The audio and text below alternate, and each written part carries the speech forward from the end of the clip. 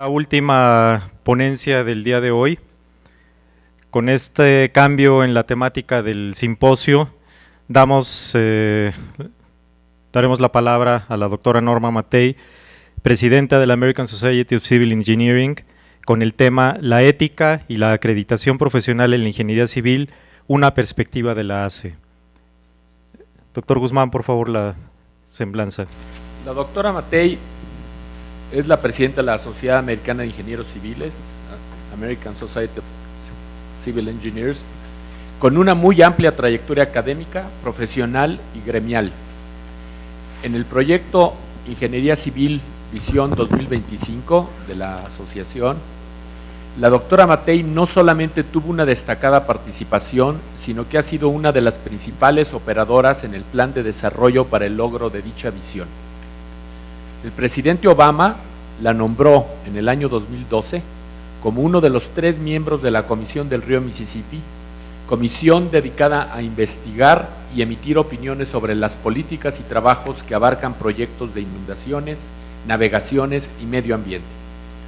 Su capacidad técnica ayudó a supervisar la cuenca de drenaje que cubre el 41% del territorio de la nación vecina, y con México ha participado en el planteamiento de las actividades realizadas para el desarrollo del estudio estratégico de la ingeniería civil mexicana para enfrentar los retos de este siglo XXI. Doctora Mattei, adelante, por favor. And good evening. And thank you for staying for the last presentation of this wonderful symposium on infrastructure at the border between Mexico and the United States. So I'm going to take a little bit of time to talk about this infrastructure, but from a little bit of a different point of view, from the ethical point of view. So I've done a lot of ethical presentations since about 1998 because in order to maintain your professional licensure as a PE in the United States, in most jurisdictions, you're required to do continuing education, so to get some professional development hours every year. And one of those hours each year or each 2 years must be in engineering ethics. And not a lot of people give presentations on engineering ethics. So I started in 1998 with a different ethics topic, and I've been giving ethics presentations quite a bit. Now, I wear the hat of ASCE president, and I represent over 150,000 members, not just from the United States, but from all over the world, members in 177 of the 196 countries that make up the countries of the world. So that's a lot of members, a lot of different places, and we do have members here in Mexico. We have a Mexico section. So we're a sister organization to your Society of Civil Engineering in Mexico. So before I start talking about ethics, I'm going to do a little bit from that ASCE perspective. I'm going to talk about a few things that I thought might be of interest to you here in Mexico. So we just changed our structure. We have a board of direction consisted of 17 members, 10 of which come from our geographic regions. So regions 1 through 9 used to be 9 regions of the United States, and region 10 was everywhere else, all the other members that weren't from the US. And we found that that was kind of silly, because region 10 might meet in Rio de Janeiro, or they might meet in Shanghai, or they might meet in Sydney. But if you are a member of ASCE Mexico section and you're based in Mexico City, then you're very, very close to some place called El Paso or Houston or Dallas, a much closer and much easier place to get to than perhaps Oslo, Norway, where Region 10 might be meeting. So why did we think that was smart? And if you look at our other neighbor to the north, Canada, same thing. They're very close to, they all live right at the border for the most part. So very, very close. So we decided to make changes to our ASCE structure. So the Mexico section is now part of Region 6, and our Canadian members are now members of the closest region to their geographic residence, so Region 8, 3, or 1. So it makes better sense. So when we're now talking in ASCE speak about regions 1 through 9, I have to talk about the domestic or the North American regions. And Region 10 is all of the other continents. How about that? So a little bit of a change. So if you are a member of the Mexico section, you have a director now that represents you. So Region 6 Director, Nancy Klein, based in, I believe Nancy is in Dallas, Texas. Another item of interest, we now have ASCE 7. If you're an engineer that does structural engineering, you might be interested in our standard for loads on buildings. And it's now online, so it's divided into 3 sections. Table of contents, the middle is the standard itself, and on the far right is the commentary. When you scroll in any of those 3, then the other 2 keep up, so that if you're in one section, they're all going to be tied to that same section that you're obviously interested in. The reason why I bring that up is associated with that is the hazards tool. Now we have online, if you have your GPS coordinates for the building, the structure that you're designing, then this will populate the 7 environmental loads. So I was talking to the people that developed this, and it's now in beta. Well, actually, it's out of beta. It may be actually available for purchase. The tsunami loads, the committee knows all of the tsunami loadings across the globe. Now, we don't know the other environmental loads, but you know the ones in Mexico. So I'm not sure if we should ultimately move this tool to become more of a global tool than just a US-centric tool.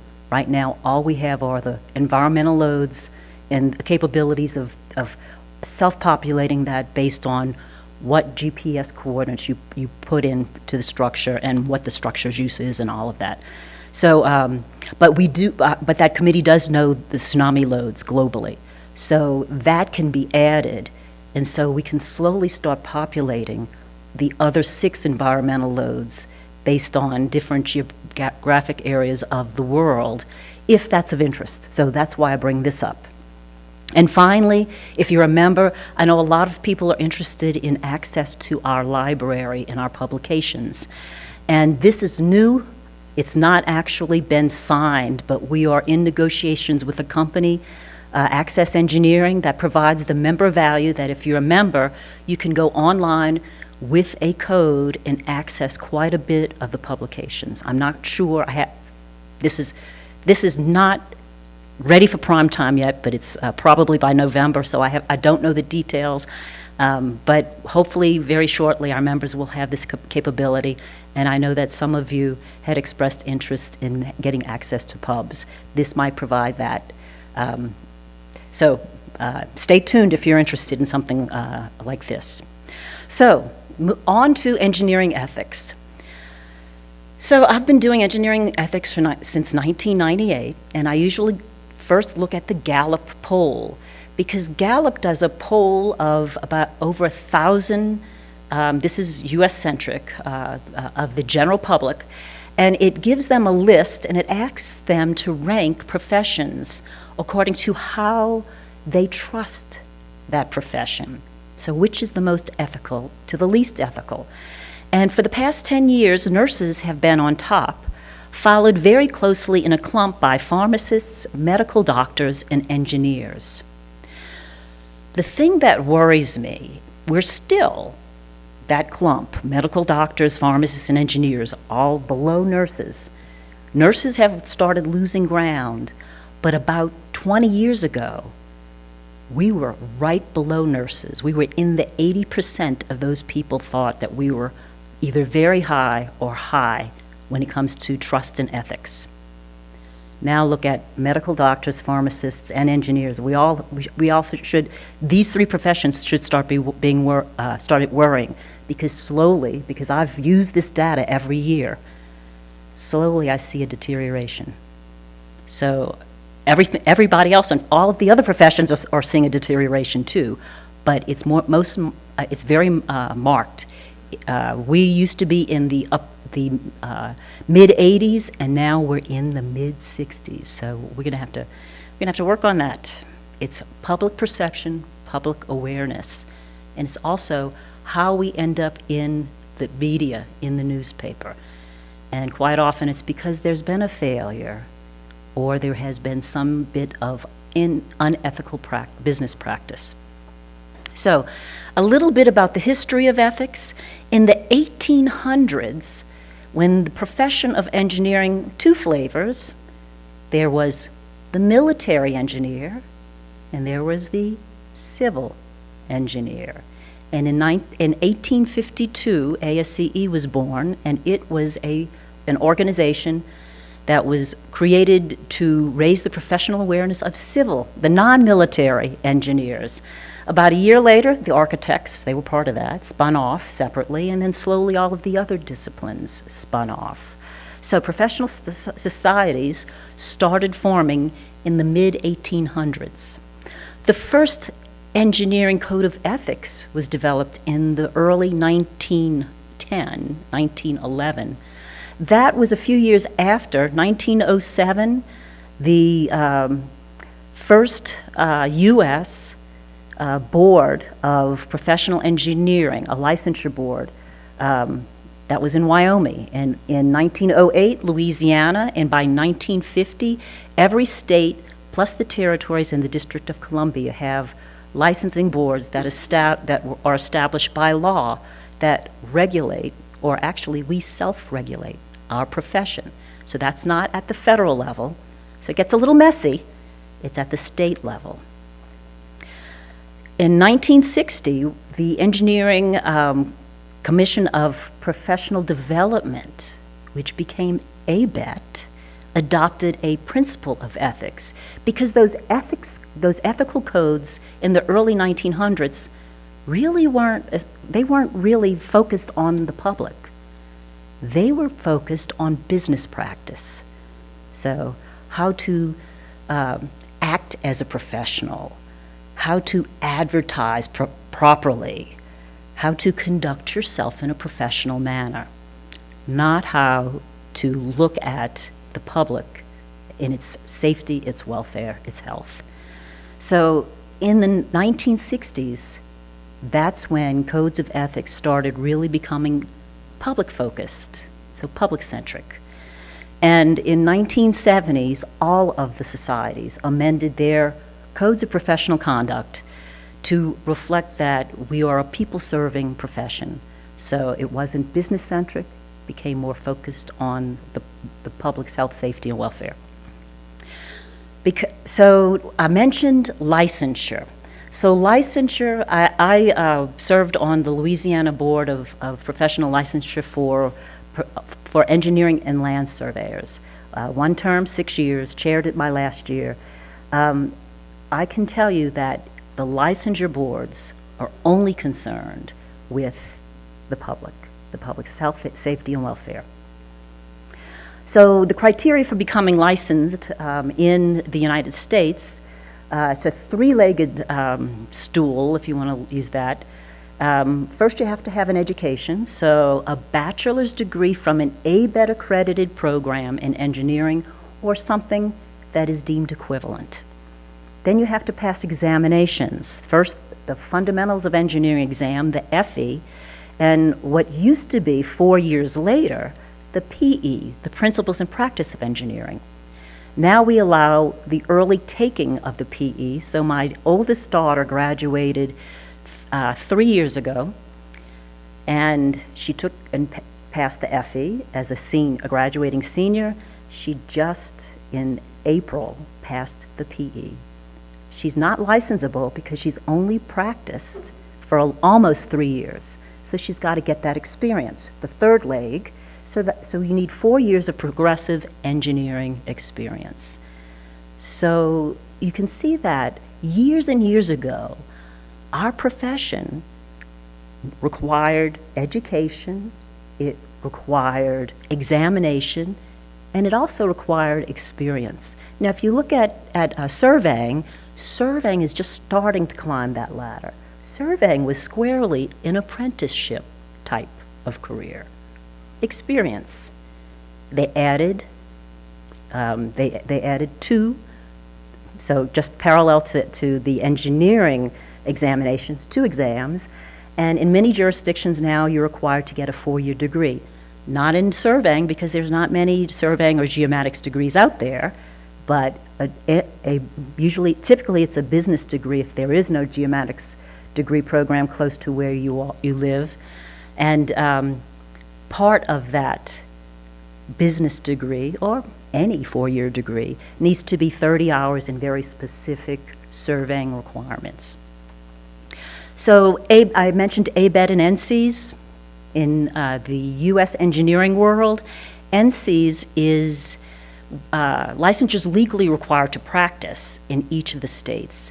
But NCEES is that overarching private entity that was established in 1920, and it is the entity that creates the FE and the PE and administers these tests so that you have some type of consistency across jurisdictions, across the states and territories, when it comes to who is qualified to be a professional engineer.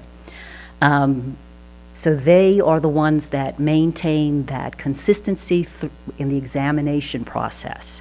They also provide model law. So you can see that many of our engineers now practice across state boundaries, and they practice now across national boundaries. So that begs a question. If all of your state laws are slightly different, it's hard to get licensed in different states. But I have, in a large group in the United States, I'll ask people, how many of you are licensed in 10 states? Quite a number will be. 20 states, a few less. I'll sometimes have a couple of people that are licensed in 40 different jurisdictions, 40 plus. Wow, what a nightmare, because they're all different fees, all different PDA, continuing ed requirements, all different dates when they have to fill in their paperwork and pay their fee. I think their secretary's probably very busy just doing that. So NCEES is trying to get some type of consistency across all jurisdictions' law so that comedy, or being able to get licensed across multiple jurisdictions, will be less of a headache. ABET is the organization that accredits engineering programs. Well, actually, ABET has 4 commissions. The Engineering Accreditation Commission is one of the 4, and that commission is the commission that accredits engineering programs in the United States. I had mentioned on that timeline the Engineers Council of Professional Development. That was established in 1932. It was originally established with the specific thought that they needed a way to vet engineering programs for licensure. And now ABET has just become this behemoth organization that is moving internationally and is accrediting not only engineering programs, but engineering technology programs, science programs, and computing programs. So it is now, it evolved from being what we used to vet engineering education for licensure purposes to what is used now. They're moving worldwide in trying to maintain some level of consistency across boundaries in engineering education. So that brings us to the ethics. And in ASCE, we have canons for professional conduct. We have 8 canons. And this 8th canon, and I'm going to go from 8 to number 1 because number 1's the most important. But number 8 is brand spanking new, not even a year old, just added by the Board of Direction. So that ASCE believes that if you want to continue being a bona fide card-carrying member of ASCE, you shall treat all persons fairly. And that includes when you consider their gender, their race, nationality, ethnicity, religion, age. You can read the law. So that's a good thing to add. And it's because I believe that, one, we've got members in all different countries now, all different nationalities, ethnicities. Let's treat everybody fairly. But two, if you have a member that is not acting publicly in a professional manner when it comes to how they're speaking about maybe the other opposite gender or someone else of a different ethnicity, we had no way to go after them. We had nothing written down. Now we do. So this is a good thing. Canon 7, engineers shall continue their professional development. And if you are managing other engineers, you shall also make sure that if you are supervising them, they continue their professional development. So this is something good because we know that change is changing faster and faster, and we have to know more. The way that when I got out of school with my undergraduate degree in '82 and went into, I did not become an academic right away. I went into consulting. So the way that I used to design a bridge is not the way that a bridge is designed anymore.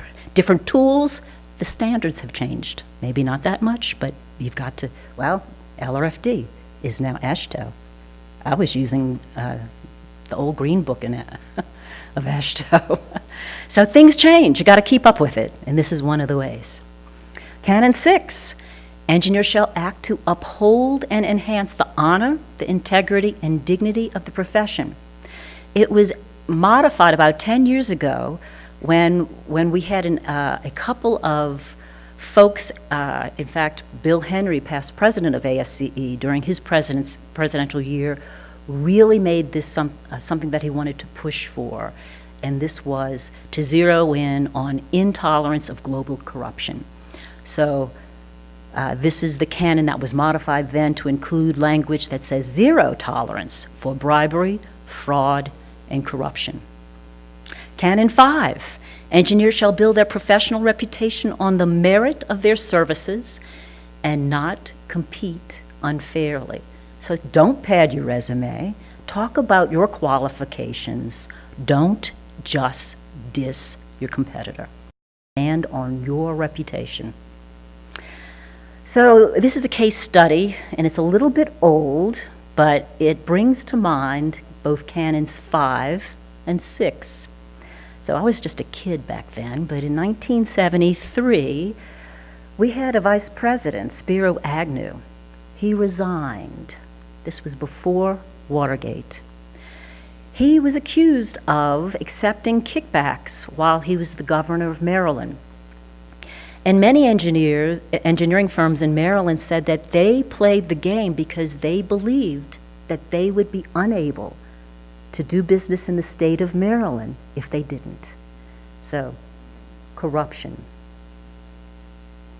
Canon 4, engineers shall act in a professional manner for both the employer and client. So they shall be a faithful agent or trustee.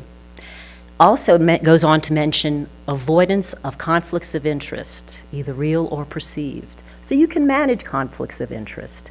When you look at state licensure laws, there's usually quite a bit of language in those laws that pertain to conflicts of interest. Canon 3, if you want to remain an ASCE member, you shall issue public statements that are objective and truthful. So this is a good thing. And I have listened to Senate committee testimony. This was right after Katrina. And they had a couple, it was very emotional in New Orleans, and there was a committee that was looking into the issues associated with the failure of the hurricane protection system in New Orleans. And I was listening to this guy testifying in front of this committee, and he was involved with one of the hurricane centers. And he was using language and using words that I would never use, like always and never.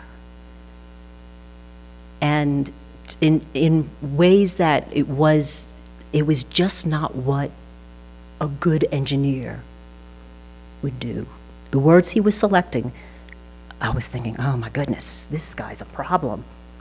So I Googled, he's not an engineer, he's a scientist. So just listening to the words he said cued me into, this guy's either not well, I was thinking he's not a good engineer. He wasn't an engineer. So he was not being objective. He might have been feeling that he was being truthful, but he was not being objective. And the public expects engineers to be objective and truthful. Now, sometimes I compare different professions, and sometimes I'll compare business, engineering, and law. So law actually has codes of conduct, ethical standards, and they have something that talks. Do you think they have any canon that talks about attorneys shall be objective and truthful? No. But think about what attorneys do. If they advocate for their client. So they talk a lot about client confidentiality, and they talk about they shall not knowingly use false testimony. That's as close as they get, and if you need an attorney, that's as close as you want them to get, right? Because they advocate. They're not building buildings, they're not building bridges that can kill you. They're not cleaning water that may be unsafe. So they're advocates, a different profession. So that brings me to an earthquake. So I apologize, I put this slide in before the last earthquake that hit. In Abruzzo area of Italy, in the early 2000s, there was an earthquake that hit. And there was a group of experts, so a physicist, a couple of engineers, a few scientists, and they were asked, are these tremors that we're feeling indicative of an upcoming big earthquake? And they said, no. Guess what? They were wrong. And the research that they should have known about would tell them that tremors often occur prior to a bigger earthquake. So people were not being very careful. Now, not that you can, I mean, sometimes you're in a dead sleep when these things happen, but they ended up serving 6 years for manslaughter. Canon 2, engineers shall perform services only in their area of competence.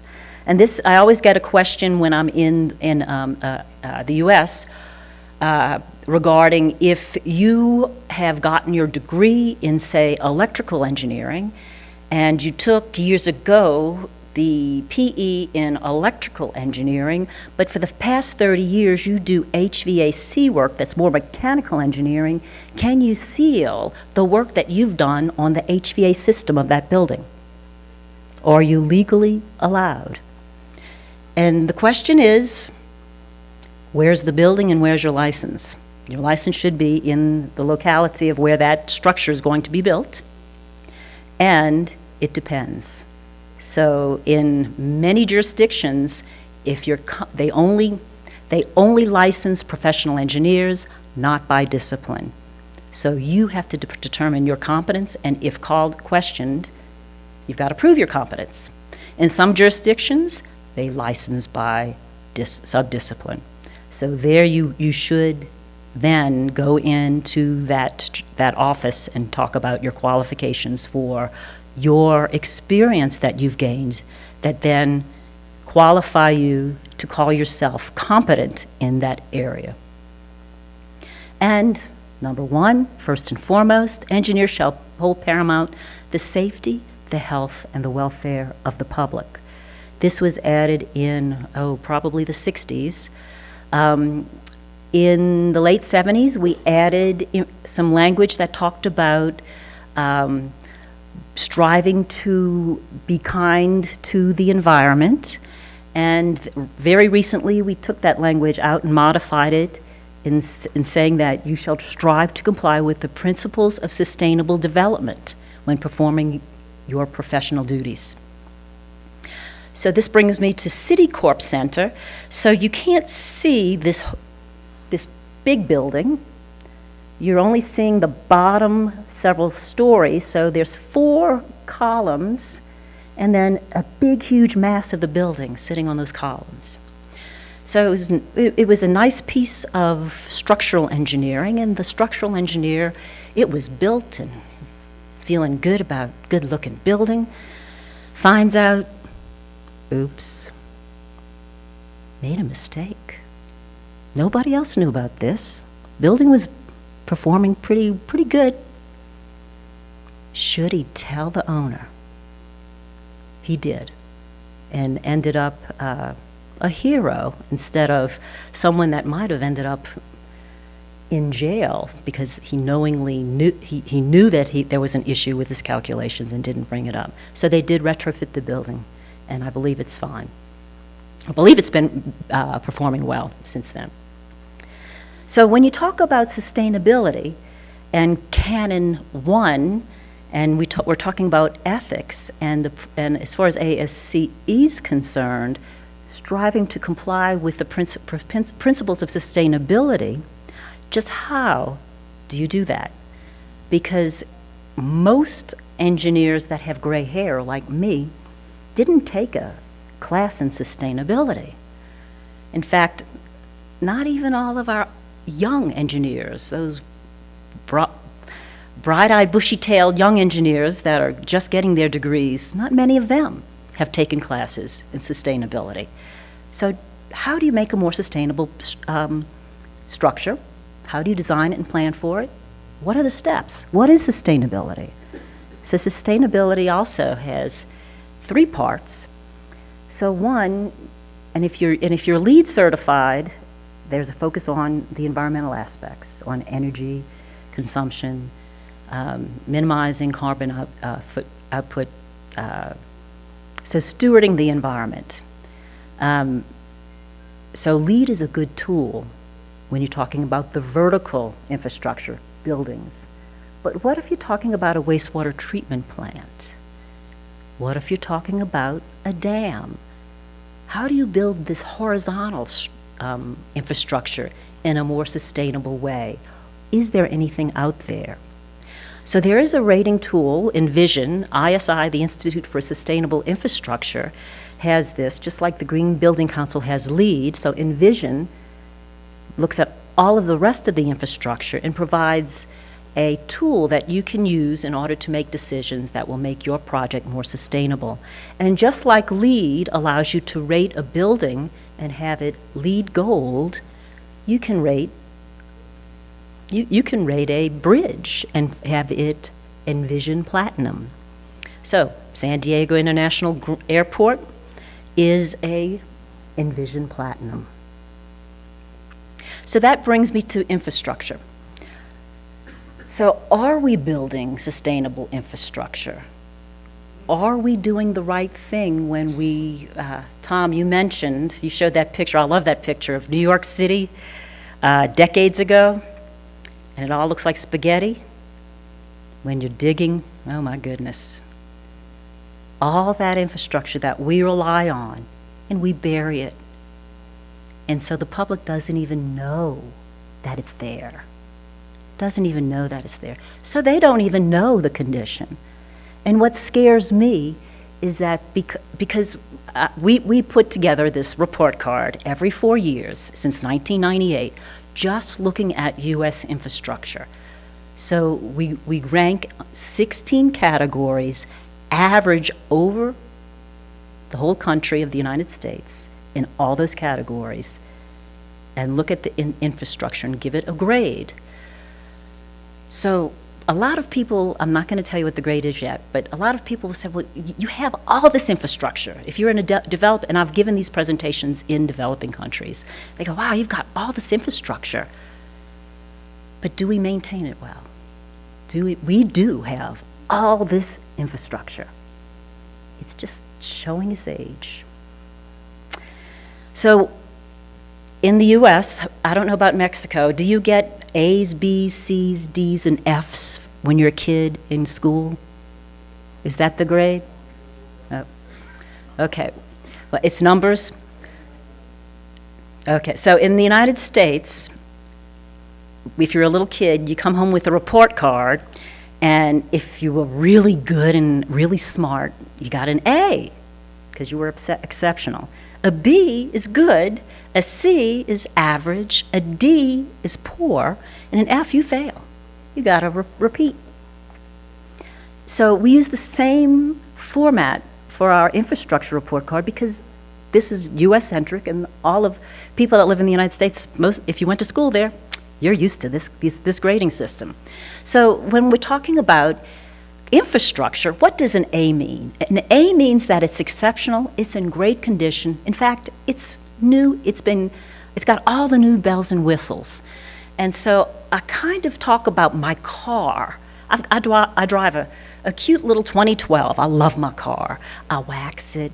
In fact, before I came here, I dropped it off because the little computer said, you've got an ABS brake problem. So it went in. So it took a visit. I had to make an appointment with my mechanic.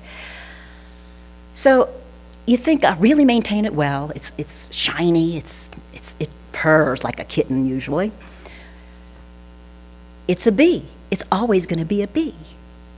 Because when I want to back up, I got to turn around and look. All the new cars, if you drive a 2014, 2016, you got yourself a rear view camera, and you got this little screen, and it's got these lines that tell you where you should be backing up. In fact, some of them have a button you press, and it'll parallel park for you. It's pretty cool. Mine does not do that. I got to do it. I will never have an A car, well, until I buy a new car, but I'll buy used cars.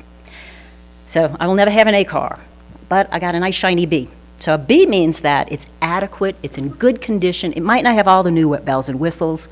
It's good for the population now. It might be good for the population into the near future, but watch out if you go a little bit beyond. C, that means it's getting into a little poor condition. Maybe you're not maintaining it properly. Maybe you're not putting the best funds into it. And it might not be good enough for the future population to rely on. A D means it's at risk. So it's in bad condition in some places, and it does not have anything new about it. F means maybe not a complete failure, but it's unfit for its purpose. So if you are on the highway in traffic, and it's the middle of the day, and usually peak traffic is in the morning and the evening, that's probably an F. So, how did we come up with these grades? The data that we used came from federal, state, and municipal sources. We didn't use that data if we could not consistently get it across all jurisdictions.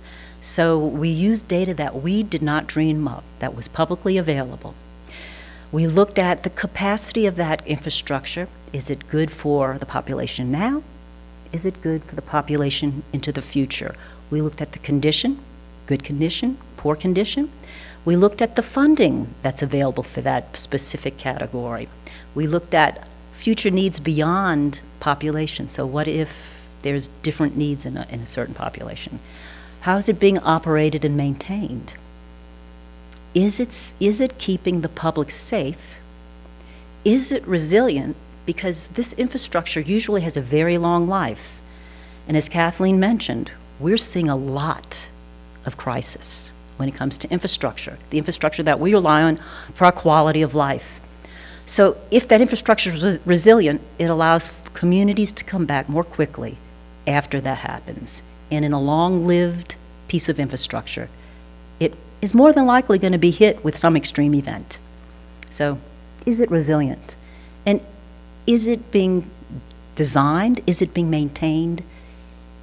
Is it being operated with innovative techniques?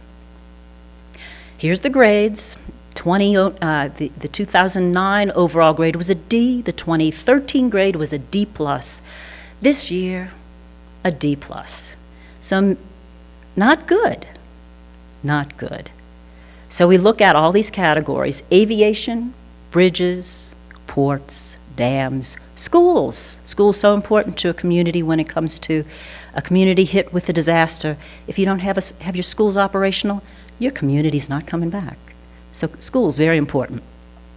So when you look at these arrows, the little green arrows mean that that grade went up from last time. And the little red arrows mean that in 2013 the grade was better. 2017's grade's worse. So red down means bad, it got worse. Green got better. So the best player, rail. So some of these categories are clearly categories that have a federal interest. Inland waterways, ports, dams. Some of them are clearly county or parish or municipality. Drinking water. So you've got categories that maybe the federal government is a bigger player. And in other areas, it's the city. It's the city that's responsible. So rail's, you think it's federal. Well, it crosses state lines, but freight rail's private. And in 2015, they alone, $27 billion was dumped into freight rail. So that's why the grade's good. The grade is B. That's where we want all of our infrastructure. We'd have to rip it all out and put new stuff back if we want A's. That's kind of stupid. So B's, that's what we're shooting for, a grade of B. Rail's there because they invested. They invested for several reasons. One, privately owned, getting ready for the expansion of the Panama Canal. So they were looking at, and ports actually also, where's my ports, went up. And that was because a lot of monies were being dumped into ports for precisely the same reason. Getting ready for the Panama Canal expansion, a lot of bulk commodities and container commodities may be changing how they were entering the country. So the ports that were expecting this change to occur for them, put money into it. Same with rail. We're moving that stuff that gets into these different ports by hopefully rail, and rail said, yeah, we're ready. Also, we had a lot of fracking going on, so we had a lot of gas, we had a lot of oil that was being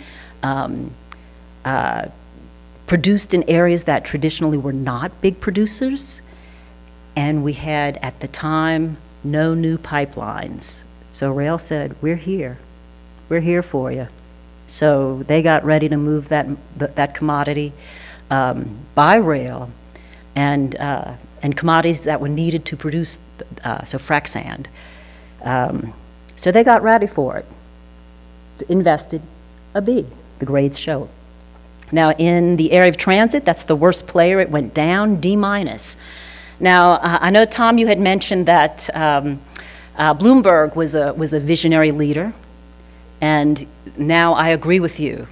The mayor of Los Angeles, whoa, and those mayors in the surrounding municipalities, whoa, leaders that are clearly making infrastructure a priority, and it shows. So LA just got they're going to have the Olympics after Paris, so pretty cool. Part of that is because they're dumping money into their transit system. So if I was just grading transit in LA, it wouldn't be bad. It would probably be a good grade. But we're looking at it on the average across the entire country. So I've always, and I travel to DC a lot, I've always loved the DC Metro, but they have not maintained it. So if you put a little bitty bit of maintenance money in each year and maintain your infrastructure in good condition, then it's easy, it's less expensive. But if you defer maintenance so that the condition gets so poor that in order to get the track back up and to where it needs to be, you've got to shut down the line, that's expensive. So the other day, I have a Monday morning meeting in DC, and I fly in nonstop into Reagan. I'm going to hop on the metro. I'm going, yes, you know, I got on the train really quick, so I'm thinking, my hotel's a block and a half away from, and I'm going to be in my hotel pillow sleeping. No, we got halfway there and stopped the train. Get out! Go up, get on a bus. We went 6 blocks, get off the bus, go back down, get on the train, got me the rest of the way. Delayed maintenance, so they had to shut down the track. And of course, it was wise to do it on a Sunday night, but not my Sunday night. So, deferred maintenance is not a good thing, and that's one of the reasons for those bad grades. Oh. So that brings me to infrastructure that can withstand the test of time. So this is something that you may recognize. Oh my, Augustine, I don't remember how to pronounce that word. Over breakfast, he had me practice. Aqueducto de Querétaro. Oh, okay. Pretty cool and operational still. Hey, good stuff. So you can make stuff that lasts. So that brings me to global corruption. So we talked a little bit about that in one of the canons that talked about zero tolerance for bribery, fraud, and corruption. Global corruption costs the public. It costs money. So that money that could be used and dumped directly into the infrastructure, it's like skimming the top 10% off of it. And this is a problem in the United States, in Mexico, everywhere. So how do we stop this? This is a picture of another earthquake disaster. This was Haiti. The reason why I put this in is I was talking to a friend of mine who happened, he is the commander of the Mississippi Valley Division of the U.S. Army Corps of Engineers. And I told him about this presentation, and I said I wanted to find a slide that showed good engineering and bad engineering after disaster. And he said, oh, there's some, just Google it. There's some pictures that show some buildings in Haiti. I was there after the earthquake, and they have a problem with poor building codes. The codes they have are poorly enforced, and they have a suffering economy. And so this, I think, is the picture he was referring to. A building of fairly the same age, so probably under the same standard, probably similar construction techniques. I bet you there was no loss of life in this one. It might not be functionally able to carry on. I don't know if it has some damage that requires it to be demolished, but probably nobody died. This one, I don't think they can say that. I don't know for sure, but it doesn't look good. So corruption can cost lives. So there is a cost of corruption. So it's estimated by the World Economic Forum that in US dollars, that's 2.6 trillion. That's a lot. 1 trillion paid in bribes alone. That's the World Bank estimate. The cost of corruption in construction at 500 billion. So I was doing a little bit of research, and I came across, I mean, here I am wearing the hat of ASCE president. I didn't even know we had this, the Engineers Charter.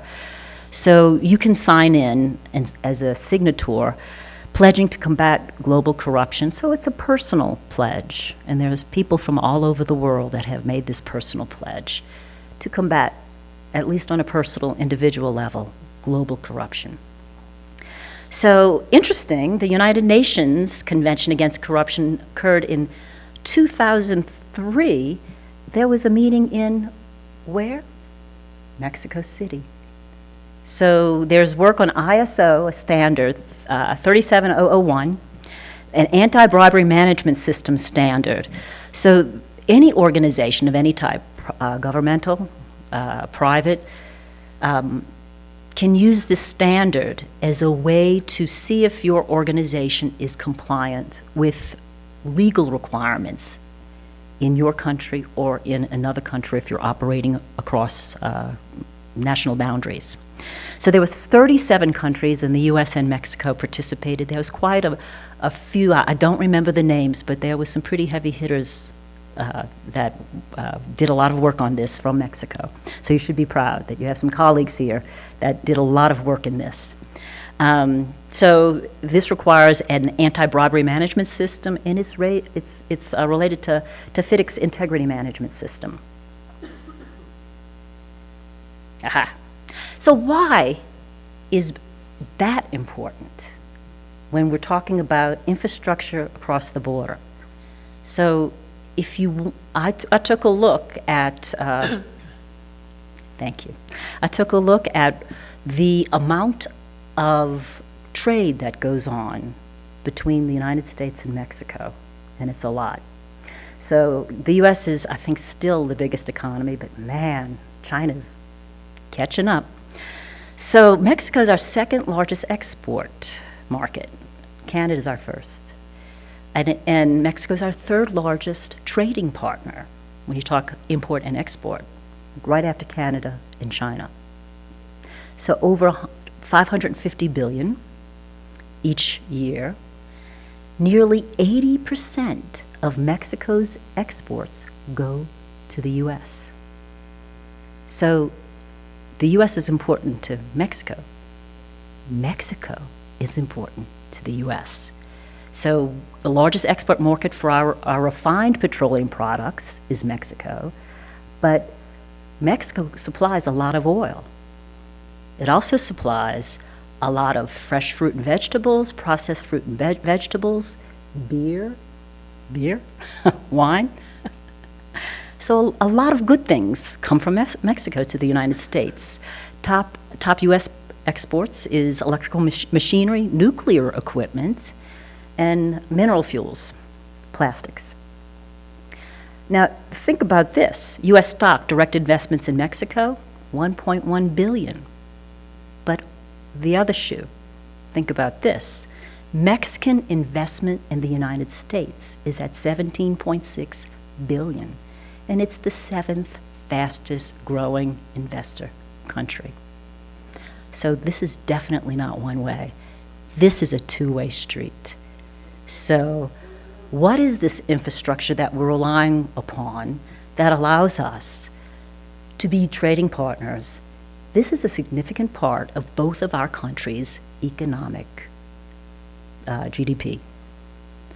So looking at Mexico, Canada, and the U.S. in tonnage and this is just ports of entry that are land-based. I didn't look at, since I figured we were focusing on land-based and not maritime freight movement. The green is Mexico, the kind of golden is Canada. The bigger the bubble, the more. So you can see that there's a lot of trade going on at both those locations. And if you zoom in at the border, those little, hard to see, the little dots, or those ports of entry. So those ports of entry that really need investment, because I think if we did a regional report card just on ports of entry, we would probably see that just like the rest of our infrastructure, there might not be capacity for future growth.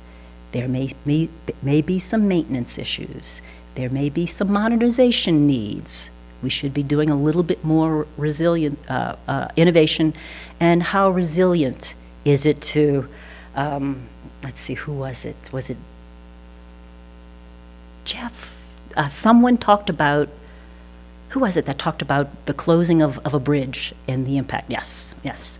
So how resilient is it to a disaster?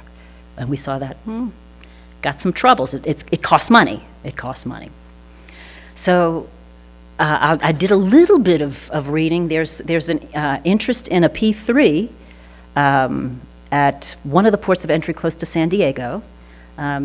Means tolls. That's why I asked the toll question. So sustainable infrastructure is important. It's important to the United States. It's important to Mexico.